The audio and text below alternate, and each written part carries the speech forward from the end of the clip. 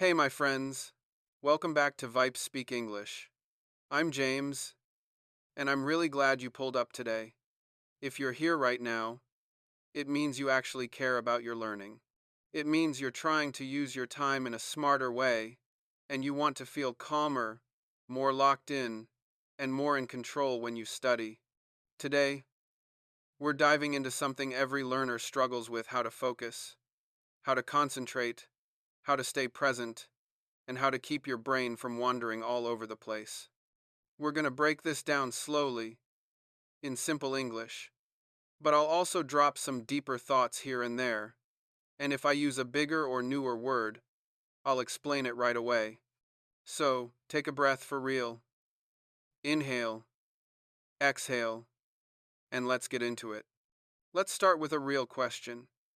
Why is focusing so damn hard nowadays? Think about your typical day. You wake up, grab your phone. Yeah, most of us do. And boom, your brain gets hit with messages, notifications, news, memes, maybe something funny, maybe something depressing, maybe something shocking. Before you even step out of bed, your mind is already sprinting like it's late for work. Then, the whole day becomes one big tug of war for your attention. A notification pops up, which means your phone is basically tapping you on the shoulder saying, "Yo, look at this right now." A friend texts you. An app drops a reminder. Work emails slide in. School messages show up. Even when you sit down and say, "All right, I'm going to study English now," your phone is sitting right next to you like a little kid yelling, "Hey, hey, pay attention to me." You tell yourself, "I'm just going to check one message."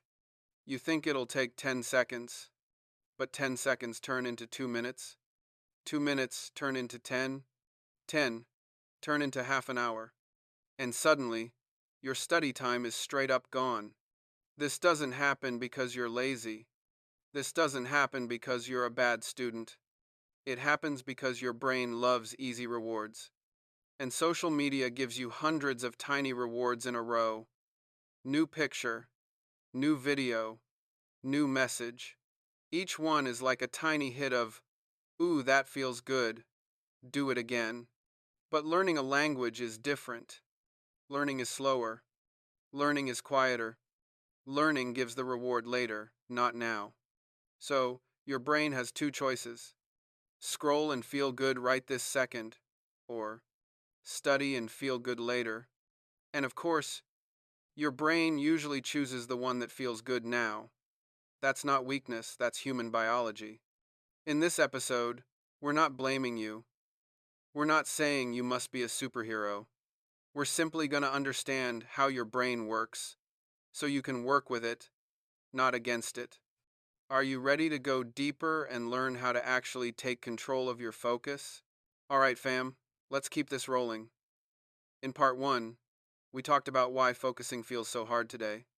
Now we're going to flip the script and talk about how to build real concentration on purpose, the type you choose, the type you control, the type that actually gets stuff done. There's a word I want you to remember: deliberate. Deliberate means on purpose, with intention, with a plan. It's basically you telling your brain, "Yo, sit down. We're doing this right now." So deliberate concentration is when you make a small promise to yourself. Something like, "For the next 10 minutes, I'm only listening to English. From 7 to 7:20, this is my study time. For the next 5 minutes, I'm shadowing this audio. No distractions." It's like taking your brain to the gym. You're not always hyped. You're not always full of motivation. Sometimes you're tired, annoyed, or not in the mood, but you still show up because you know it's good for you. Here's the secret: deliberate focus gets way easier when the task is small and clear. If you say, "I will study English tonight," that's too big, too vague. Your brain is like, uh, study what exactly? For how long? Where do we start? Confusion, procrastination, distraction, no progress. But if you say, I'm going to listen to one English Unleashed episode. Or, I'm going to write 5 simple sentences about my day. Or, I'll learn 10 phrases and repeat them twice. Boom, now the task is clear. Your brain knows exactly what to do. No drama, no mental chaos. Now let's talk about a big mistake learners make: multitasking. Multitasking means doing everything at once. English audio playing, phone buzzing, messages open, scrolling TikTok, replying on WhatsApp all at the same time. Your brain can't focus deeply on multiple things. It just jumps between tasks super fast, and each jump steals energy. And when your energy drops, your learning becomes weak, slow, and frustrating. So here is the golden rule for deliberate focus: one block of time, one activity, one clear goal. Even if it's short, even if it's tiny, if your focus is clean, your learning becomes strong. Now, let's level this up with a small ritual. A ritual is a little action you do every time before studying a mental switch. For example, put your phone in another room, sit in the same chair, take 3 deep breaths, whisper, "This is my English time." Open your notebook to a clean page. When you repeat this ritual daily, your brain starts recognizing the pattern. It's like your mind says, "Oh, okay, this moment means focus mode." No stress, no pressure, just a gentle transition into learning. Do you want to learn the second type of concentration, the natural, effortless kind? All right, my friend. Now let's talk about the second type of focus, the one that feels smooth, natural, almost effortless. The type where you're so into what you're doing that time just flies. In English, we call this organic concentration. Organic, meaning natural, grows on its own, not forced. Think of it like a plant. You don't yell at a plant to grow. You don't pull it faster. You don't scream, "Hey, grow now." If you do that, the plant's like, "Bro, chill." A plant grows when the conditions are right: sunlight, water, good soil, calm environment. Organic focus is the same.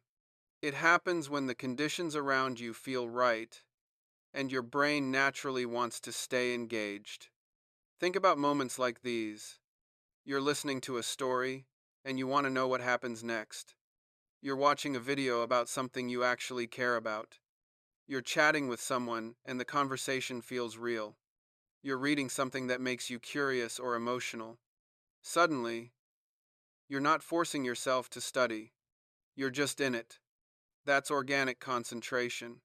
Now here's the trick. Organic focus happens when something is not too hard and not too boring. If something is way too difficult, your brain panics. You don't know these words. You're lost. You're confused. Stress goes up, focus dies. If something is too easy, your brain rolls its eyes. This is boring. I already know this. Why am I even listening? Boredom goes up, focus dies. So, for organic concentration, you need content that's just a little above your level. Enough challenge to stay interested, but not enough to drown you. But here's the real magic: emotion. When something makes you feel something, curiosity, surprise, compassion, excitement, nostalgia, your brain locks in automatically. Stories are crazy powerful for learning because they mix meaning, emotion, language, curiosity. Your brain loves that combo. That's why you can lose focus watching a grammar lesson, but listen to a story for 20 minutes without even noticing. Now here's the real secret. You want both types, deliberate and organic, working together. Deliberate focus gives you structure. Organic focus gives you motivation. Deliberate tells your brain, "Sit down." Organic tells your brain, "Stay here." Together, you become unstoppable. If you're ready to learn how to combine these two types of focus in real study sessions, say, Part 4. All right, fam. Now we're getting into the good part. The real life part where deliberate focus and organic focus work together like a tag team. When you combine these two correctly, studying stops feeling like a chore and starts feeling like a habit you actually enjoy.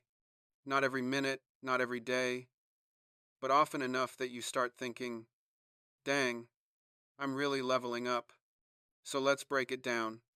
Imagine you want to listen to a 10-minute English story tonight. Here's how most people do it. They sit down, press play, hope they feel motivated, then get annoyed when their brain starts wandering. But you are going to do it differently. You'll start with deliberate focus, the on-purpose part. Pick a clear time, like 9 p. Sit in your usual study spot. Move your phone away. Don't trust it. That thing lies. Take a slow breath. Say something simple like, all right, let's do this. Sime, that's your mental warm-up. It's like walking into a gym and stretching first. Your brain now understands. Okay, focus mode. Then you hit play. And here's where organic focus starts to grow. For the first minute or two, your mind might wander totally normal. Maybe you're thinking about work drama, dinner plans, some random memory, or why your neighbor's dog won't stop barking. Don't freak out. That's just your brain doing what brains do. But then, something happens. A part of the story catches your attention. A sentence connects. A character feels relatable. A detail makes you curious. Suddenly, you're not forcing yourself anymore. You're just listening. You're inside the moment.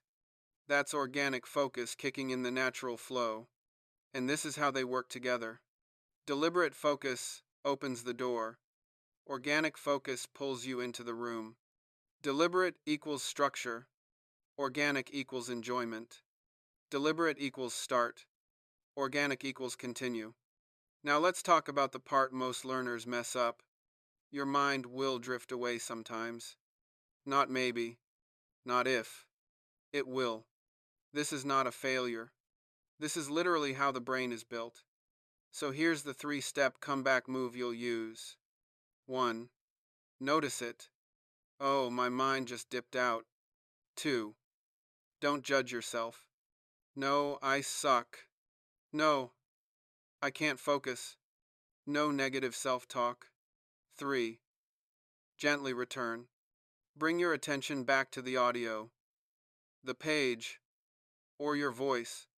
Every time you come back, you strengthen your focus muscle.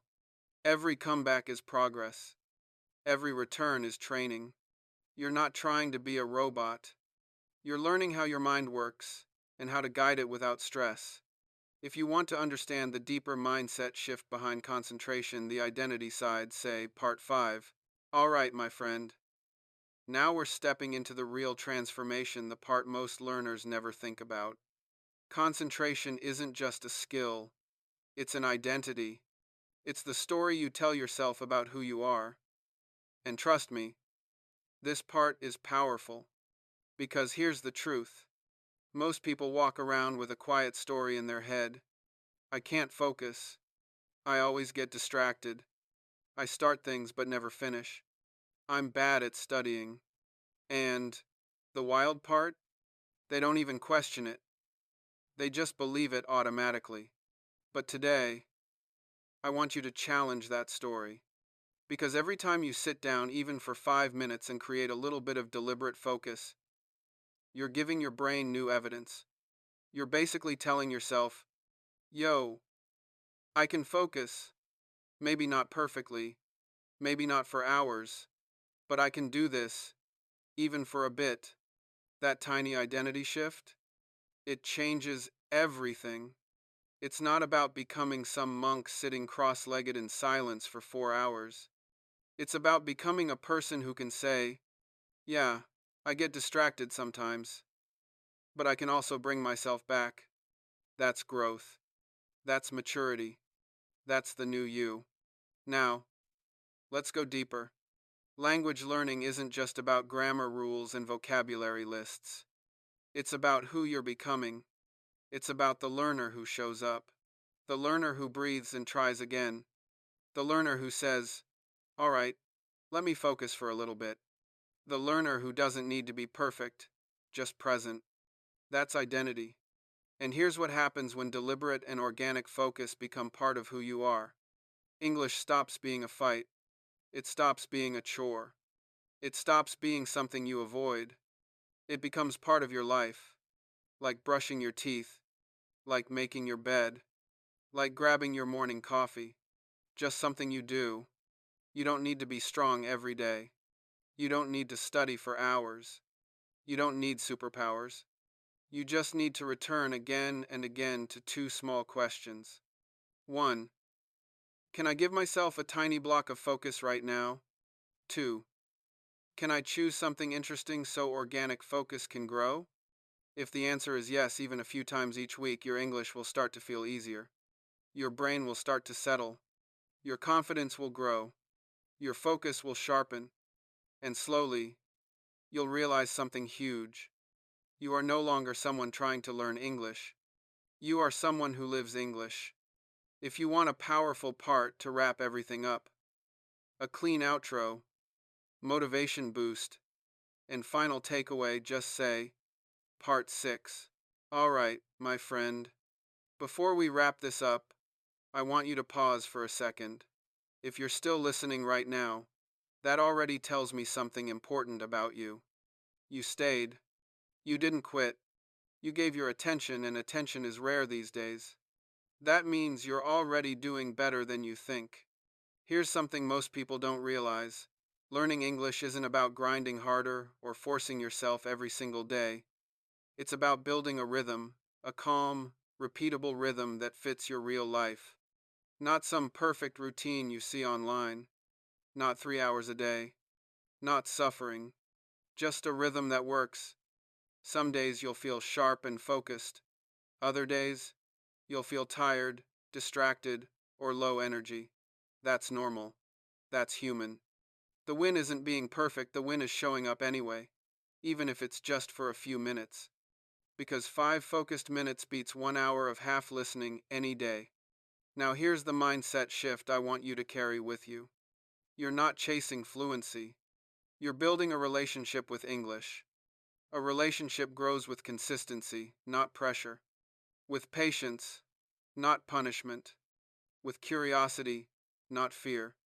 And when you treat English this way, something cool happens. You stop asking, "Am I good enough yet?" and start asking, "What can I enjoy today?" Maybe today it's a short story. Maybe tomorrow it's shadowing. Maybe another day it's just listening while walking. That's still progress. That still counts. And listen, distraction will come back. It always does. Your mind will wander. Your phone will buzz. Your thoughts will drift. That doesn't mean you failed. Every time you notice and gently return to the moment, you're training your brain. That's the real workout. That's the real upgrade. Little by little, your focus gets stronger. Your listening gets sharper. Your confidence gets quieter but deeper. And one day, you'll notice something wild. You're thinking in English without trying. You're understanding without translating. You're calmer when you listen. You're not scared to speak. That's not luck. That's compound growth. So here's my message to you as we close this episode. Be patient with yourself. Respect your pace. Trust small steps. And keep coming back. You don't need motivation, you need momentum. And momentum comes from tiny wins done again and again. All right, my friend. Thank you for spending this time with me. You didn't just practice English today, you practiced presence, focus, and self-respect. I'm Tom, and this is English Unleashed. If this episode helped you even a little, come back for the next one. We'll go deeper, slower, and smarter together.